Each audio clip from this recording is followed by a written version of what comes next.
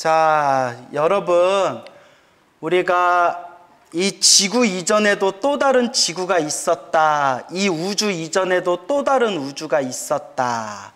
그리고 이 지구 이후에도 또 다른 지구가 있을 거고, 이 우주가 사라지고 난 뒤에도 계속 새로운 우주가 생겨날 것이다 라는 말씀 드렸죠? 언제까지? 기억나세요? 언제까지? 예, 중생들이 남아있을 때까지. 예, 중생들이 있는 한 우주는 계속 펼쳐진대요. 그리고 이 우주 안에 중생이 한 명이라도 남아있으면 부처님은 반드시 그 중생을 제도하기 위해서 이 세상에 출현하신다라고 그렇게 말씀하고 있습니다. 이 말은 이 지구와 이 우주 이전에도 또 다른 지구와 또 다른 우주, 또 다른 중생 세계들이 있었고, 그 과거에도 수많은 부처님들이 계셨다는 거예요. 그리고 미래에도 수많은 부처님들께서 세상에 출현하시게 된다라는 말씀을 계속 여러분들께 드렸습니다. 그래서 이 우주 이전의 우주를 장엄겁이라고 부른다고 했어요. 기억나시죠? 와준 것만도 고마워요. 장엄겁. 현재 우주를 뭐라고 부른다고 했어요? 그렇죠. 기억나시네요. 현겁. 미래의 우주를 미래겁. 그래서 장엄겁, 현겁, 그 다음에 미래겁이라는 표현을 사용하게 됩니다. 그래서 우리가 부처님이 과거에도 수많은 부처님이 세상에 출현하셨다. 그리고 수많은 보살님들께서도 과거에 출현하셨고, 미래에도 현재에도 모든 중생이 제도되는 그날까지 이 세상에 출현하신다. 그리고 또 여러분들한테 강조해서 말씀드린 게, 부처님은 원래부터 완전한 존재였다, 아니었다? 아니었다고 했죠? 저 위대하신 부처님도 원래는 우리와 똑같은 중생이었고, 그리고 어떤 마음을 일으켜서 세 글자라고 했죠? 제가 제일 좋아하는 차가 무슨 차? 보리차. 예, 그래서 보리심이라고 했죠? 이제 안 잊어먹겠죠? 아니에요. 한 달 후에 또 뭐 잊어먹을 거예요. 보리심. 위로는 완전한 깨달음을 얻고, 아래로는 모든 중생을 제도한다. 반드시 내가 성불해서 모든 중생 구제하겠다. 모든 중생과 다 함께 성불하겠다. 이와 같은 깨달음의 거룩한 마음을 세 글자로 보리심, 보리심이라고 불러요. 그래서 안욕따라 삼약 삼보리심의 준말이 보리심이 되는 겁니다.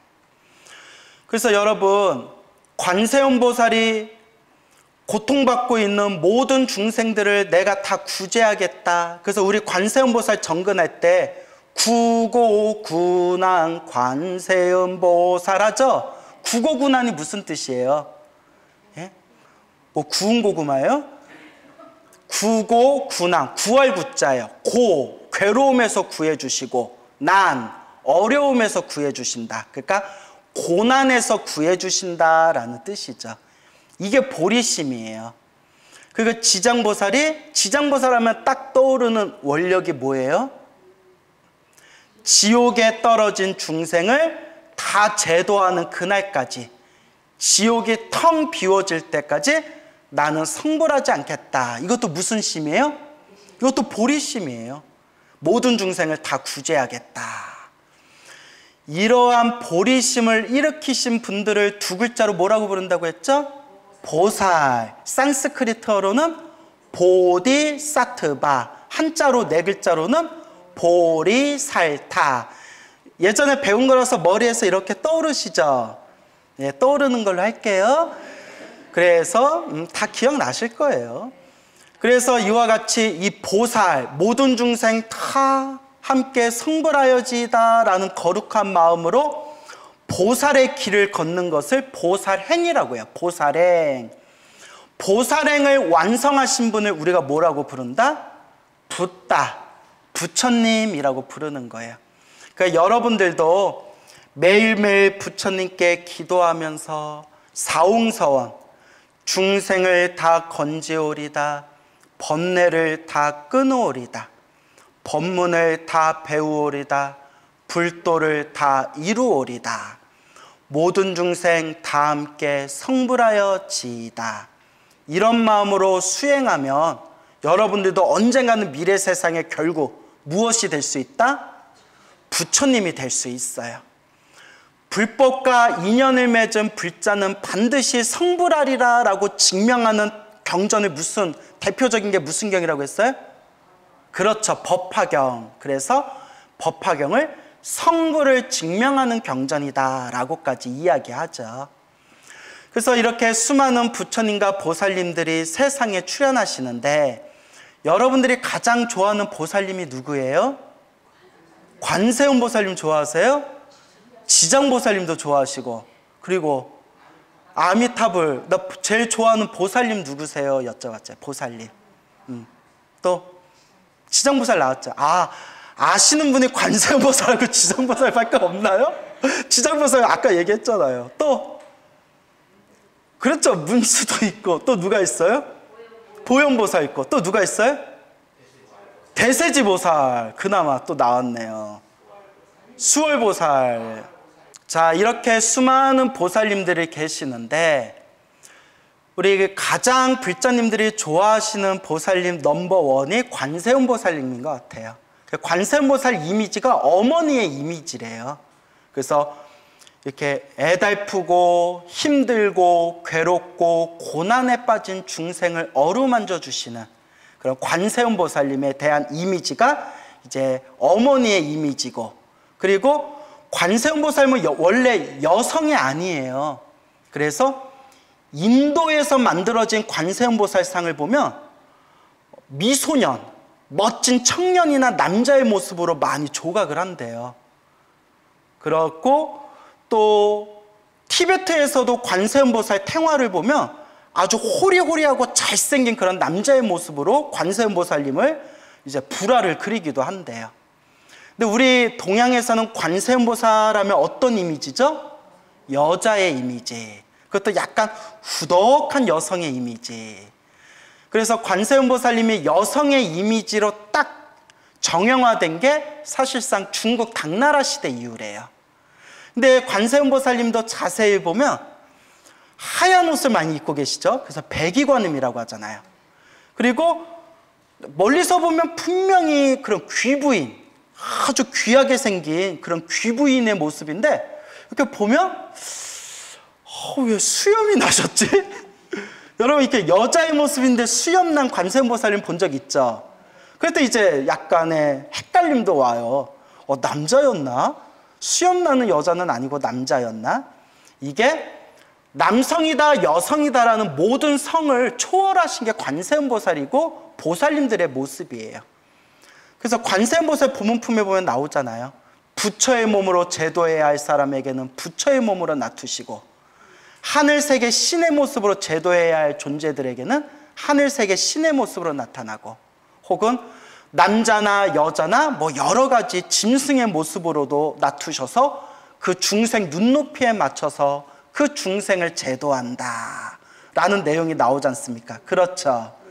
그리고 관세음 보살님을 탱화를 그릴 때 몇 가지 특징이 있는데, 저도 이제 어떤 분한테 들은 얘기인데요. 그 불교 미술을 공부한 분한테, 관세음 보살님의 발을 보면요, 전통적으로 보살님들 또한 관세음 보살님 발을 보면 통통하게 그려 놓으셨대요. 통통하게. 그래서 뭐 여러 설이 있어요. 여러 설이 있는데 그 중에 가장 멋들어진 설이 뭐냐, 항상 중생을 제도하려고 돌아다니시다 보니까 발이 어떻게 되었다? 퉁퉁 부으셨다는 거예요. 퉁퉁 부을 정도로 중생을 제도하기 위해서 쉬지를 않으신다. 물론 이건 그냥 하나의 썰이에요. 왜냐하면 관세음 보살님이 돌아다니신다고 다리가 붓겠어요? 안 붓겠어요? 안 부르죠. 관세음 보살님 모든 신통을 다 갖추셨는데 관세음 보살님 뭐 걸어다니겠어요? 숑숑하고 날아다니시지. 근데 그만큼 관세음 보살님을 표현할 때 그 통통한 그런 발의 모양으로 이렇게 이제 옛날 사람들은 그렇게 특징을 잡았다라는 이야기를 또 제가 들은 적이 있어요. 뭐 여러 썰 중에 하나예요. 근데 그 얘기를 딱 듣고 너무 멋있다라는 생각이 들었어요. 옛날 옛적에 머나먼 과거 전생에 큰 부자였던 아버지가 있었고 사랑하는 여인을 만나서 결혼을 해서 2명의 아들을 낳았대요. 그 아들의 이름을 조리와 송리라고 불렀대요. 조리, 송리. 첫째를 조리라고 불렀고요. 조리. 둘째를 송리. 근데 저였으면 다르게 이름 졌을 거예요. 요리, 조리. 요리조리. 예? 요리조리. 근데 이제 조리, 송리라고 이름을 짓게 됩니다. 어머니가 아이들이 어렸을 때 엄마가 큰 병에 걸려가지고 시름시름 앓다가 사랑하는 2명의 아들들에게 엄마는 너희를 진심으로 사랑한다. 사람들을 사랑하고 항상 친절하고 항상 자비심을 갖춘, 자비심을 가진 그런 사람으로 자라거라. 엄마가 너희를 사랑하듯이 너희도 사람들을 사랑하는 그런 멋진 사람으로 자라나라 라고 유언을 남기고 엄마가 세상을 떠났어요. 그렇게 아버지는 이제 2명의 아들이 남았는데 비록 큰 부자였지만 멀리 이제 장사를 해야 되는 상인이었어요. 그러다 보니까 집에서 이 아끼는 2 아들을 옆에서 자상하게 보호해 줄 사람이 필요한 거예요. 그래서 딱 보고 우리가 요새 애들 말로 소개팅이라고 하죠. 다른 말로는 중매라고 하고요. 중매, 소개팅을 해가지고 괜찮아 보이는 여자하고 결혼을 했어요. 그래서 여자한테 여보, 나는 돈이 많으니, 이제 새 부인이죠. 새 부인에게 나는 돈이 많으니 돈 걱정은 하지 마시오. 다만 부탁이 있다면 일찍 친모를 잃은 우리 2 아들을 친엄마처럼 잘 보살펴 주시오. 아유, 걱정 마세요. 내 배로 낳은 아이처럼 제가 잘 키울게요. 그래가지고 이제 아버지는 멀리 이제 장사를 떠나고 이제 아이들은 새엄마하고 같이 지내다 보니까 처음에는 새엄마가 이 애들을 잘 대해줬대요. 근데 이제 점점 타성해졌고 남편하고 정도 깊어지다 보니까 욕심이 생기는 거예요. 중생은 항상 이 욕심이 문제예요. 그냥 가만히 그냥 남편이 벌어다 주는 그 돈으로 저기 백화점에 가서 쇼핑도 하고 해외여행도 좀 다녀오고 편하게 살면 되잖아요. 그죠? 항상 욕심이 문제예요. 여러분들 욕심 많아요, 적어요? 많아요? 그렇게 안 봤는데. 뭐 얼마나 많길래 그래요, 욕심이. 근데 그 욕심이 문제예요. 그래서 저는 욕심을 잘 안 가지려고 해요. 근데 이건 제 입으로 얘기하면 여러분들 에이 이럴 수 있지만 저랑 친한 스님들, 저를 잘 모르는 스님들은 제가 막 방송에 나오고 막 유튜브에도 나오고 법문도 많이 하러 다니니까 이렇게 약간 제가 사람들한테 관심 받고 명예를 많이 좋아할 거다라고 오해하는 분들이 있어요. 근데 저랑 친한 스님들이 항상 하는 얘기가 있어요. 옆에서 광우 스님 가까이 지내다 보면 한 가지 의외가 은근히 욕심이 없다. 이거 내 입으로 이런 얘기 해도 되나? 네? 알고 있어요? 그러니까 심지어 이런 얘기도 들었어요. 아니, 광우 스님 정도면 욕심을 좀 부려도 될 텐데 너무 욕심을 안 부린다. 그런 얘기도 들은 적이 있었거든요. 근데 이제 뭐 제가 왜 욕심이 없겠어요? 저도 욕심이 많은 사람일 수도 있겠지만 저는 이제 좀 다른 욕심이 발달해 있어요. 그러니까 부처님 가르침을 좀 더 깊이 공부하고 싶다. 그리고 기도 연불 더 열심히 하고 싶다. 그 죽은 뒤에는 꼭 저 성불대학교 극락세계 꼭 가고 싶다. 저는 이제 이런 욕심이 발달한 거예요. 그리고 또 약간 식탐이 있는 것 같아요. 그래서 예, 또 이렇게 이제 많이 줄이려고 하는데 막 면 막 이런 걸 좋아해가지고 갑자기 또 먹는 얘기를 해버렸네요. 이 새 부인이 욕심이 생기는 거예요. 내 남편이 이렇게 돈이 많은데 내가 내 뱃속으로 내 친아들을 낳아도 저 재산이 다 누구한테 돌아가겠구나? 저 조리와 속리, 저 형들한테 다 돌아가겠구나. 이럴 수는 없다. 어차피 내가 낳은 자식들도 아닌데 내 남편의 이 재산을 누구에게 물려줘야겠다? 내 배로 낳은 내 친아들한테 물려줘야 되겠다. 욕심이 생기는 거예요. 설마 아버지가 배다른 동생이라 하더라도 새 부인한테 낳은 애들한테 재산 안 주겠어요? 근데 다 가지고 싶다는 그 욕심이 문제예요. 그런데 우리가 이런 욕심은 생길 수 있어도 마음으로는 아우 저것들만 없으면 이 재산 다 우리 아들 건데 라는 그런 생각은 품을 수 있어도 몸으로는 실천 안 하잖아요. 그렇죠? 속으로만 아우 저 새끼들 아우 그냥 만두 3알 줄 거 2알만 줘야지 하고 만두 2개 퍼주고 드라마에서 본 내용이에요. 네. 그래서 보통 욕심을 일으켜도 몸으로는 차마 사람이 할 수 없는 짓을 선을 넘어서는 안 된다라는 그 기준이 있잖아요. 인간으로서의 기준. 근데 이 여자가 그 선을 넘어버린 거예요. 그러니까 기껏 여자들 만나서 중매하고 소개팅해서 선택한 여자가 그 잘못된 생각을 가진 아주 흉악한 여자를 만난 거예요. 에구구구 여자 보는 눈도 지지리도 없지. 근데 그런 여자를 만나서 결혼한 것도 사실 누구 업이에요? 그렇죠. 자기 업이죠. 참 무섭죠. 그래서 이 업이라는 게 무섭습니다. 그래서 조리와 속리를 데리고 아버지가 멀리 한 몇 달 동안 멀리 외국에 장사를 간 사이에 아들 2명을 꿰어다가 우리 저기 섬에 놀러 가자. 섬에 가면 경치도 좋고 물놀이도 하고 우리 이렇게 횃불에다가 삼겹살도 구워줄게. 우리 아들들 우리 놀러 가자 하고 조리하고 속리를 꼬셔가지고 이제 섬에 놀러 가는 거예요. 딱 무인도에 가가지고 얘들아 물놀이 하고 있어. 엄마가 요리해놓고 있을게. 그 애들은 그 어린 애들 10살 안팎이나 됐을까요?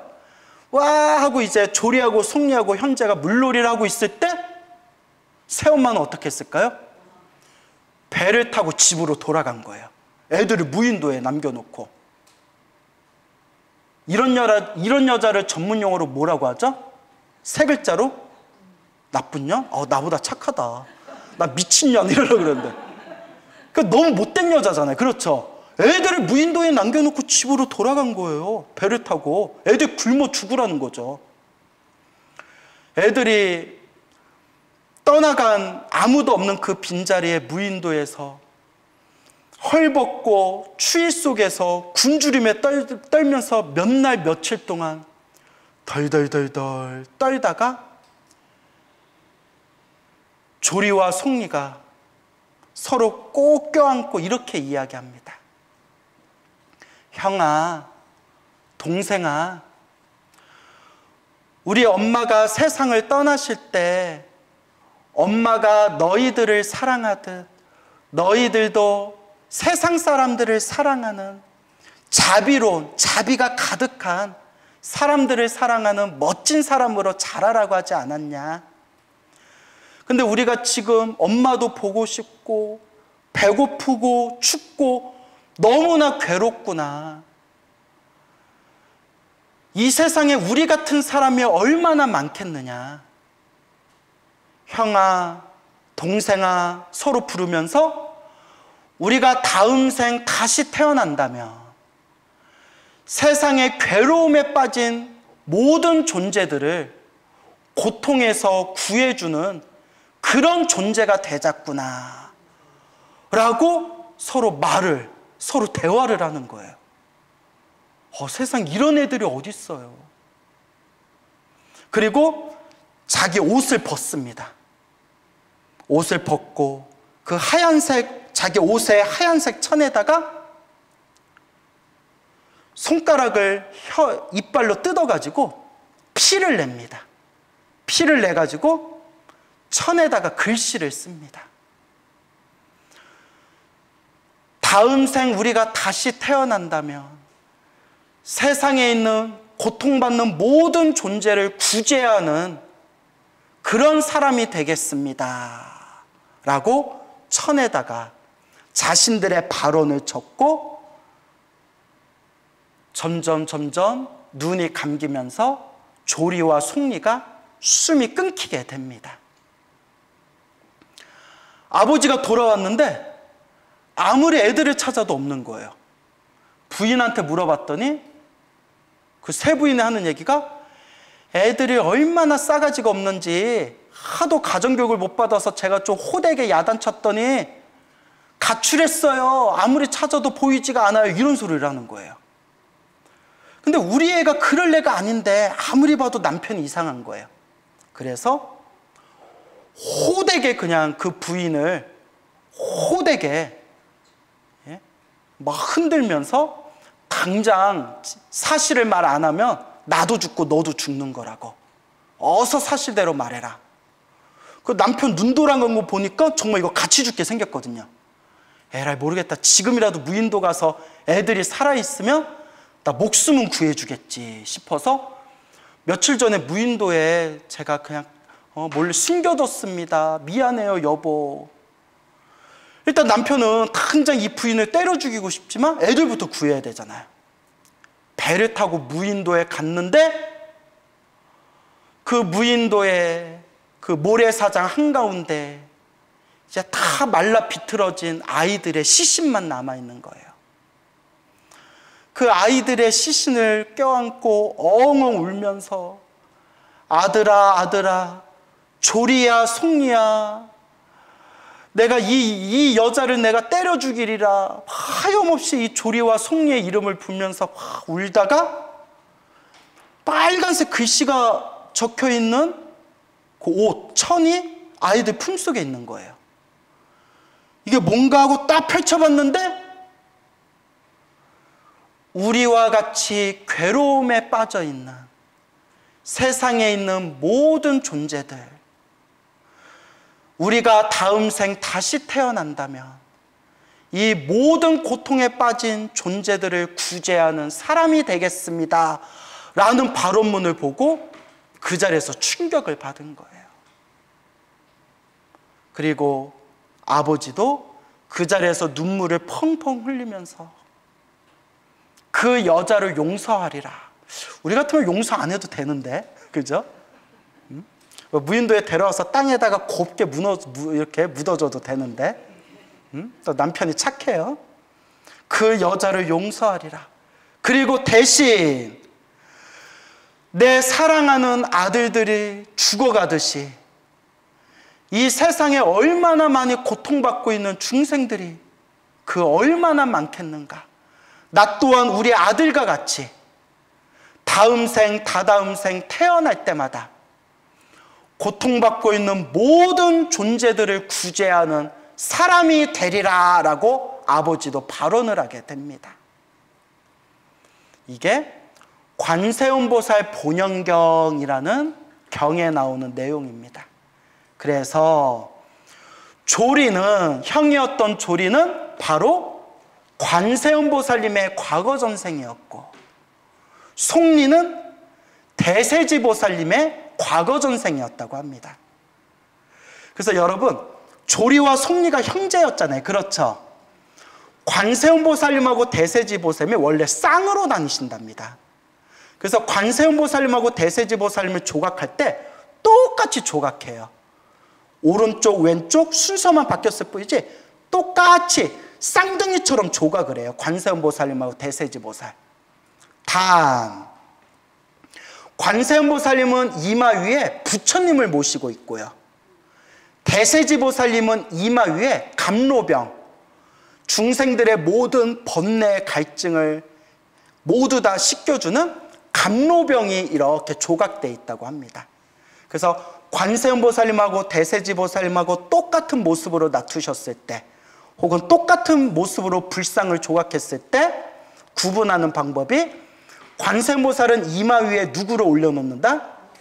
부처님, 아미타 부처님. 대세지보살님은 이마 위에 무엇을 올려놓는다? 감로병, 물이 들어있는 감로병을 이렇게 머리에다 모셔서 구분을 한다고 합니다. 그래서 조리는 머나먼 미래 세상의 관세음보살님이 되셨고, 동생이었던 송리는 머나먼 미래 세상의 대세지보살님이 되셨고, 그 아버지는 석가모니 부처님이 되셨다. 그래서 석가모니 부처님과 관세음보살님과 대세지보살님이 이와 같이 깊은 인연이 있으셨다라는 게 본영경에 나오고 있습니다. 오늘 이 이야기를 들려드린 이유 알겠죠? 무슨 심? 보리심이라는 거예요. 관세음보살님, 대세지보살님도 우리와 같이 힘없고 약한 중생이었고, 석가모니 부처님이나 수많은 부처님들도 원래는 우리와 같이 평범한 중생이었다고 합니다. 하지만 무슨 심이 있었기 때문에? 보리심이 있었기 때문에 저렇게 위대한 부처님과 위대한 보살님들이 되셨다라는 것을 우리가 부처님 가르침에서 배울 수가 있는 것입니다. 그래서 관세음보살님은 다른 경에 보면 석가모니 부처님보다 먼저 성불하셨다라는 내용도 나와요. 알고 계셨죠? 그래요. 알고 계신 걸로 할게요. 네, 오늘 배웠으니까. 관세음보살님이 성불하셨을 때 부처님 이름이, 이거는 그냥 기억해 두세요. 나중에 또 이렇게 또 갸웃거리지 마시고, 자, 따라해 보세요. 정법, 명왕, 열애. 정법, 명왕, 열애라고 불렸어요. 그래서 관세음보살님은 이미 오래전에 성불하셨고, 정법, 명왕, 열애라고 불리우고, 다만 중생들을 자유자재로 제도하기 위해서, 또 석가모니 부처님을 옆에서 도와드리기 위해서 일부러 보살의 모습으로 세상에 나투셔서 중생을 제도하는 거지, 이미 성불하신 분이다 라는 내용도 나오고 있습니다. 이와 같이 우리 한국인들이, 우리 한국인이 아니죠, 대승불교, 대승경전을 믿고 있는 중국, 한국, 일본, 베트남, 저 티베트 불교에 이르기까지 불자들이 가장 좋아하는 불보살님, 통합해서 넘버원이 아마도 관세음보살님일 겁니다. 그래서 불교 신자가 아닌 사람도 누구는 알아요? 관세음보살. 나무아미탑을 관세음보살은 알잖아요. 관세음보살.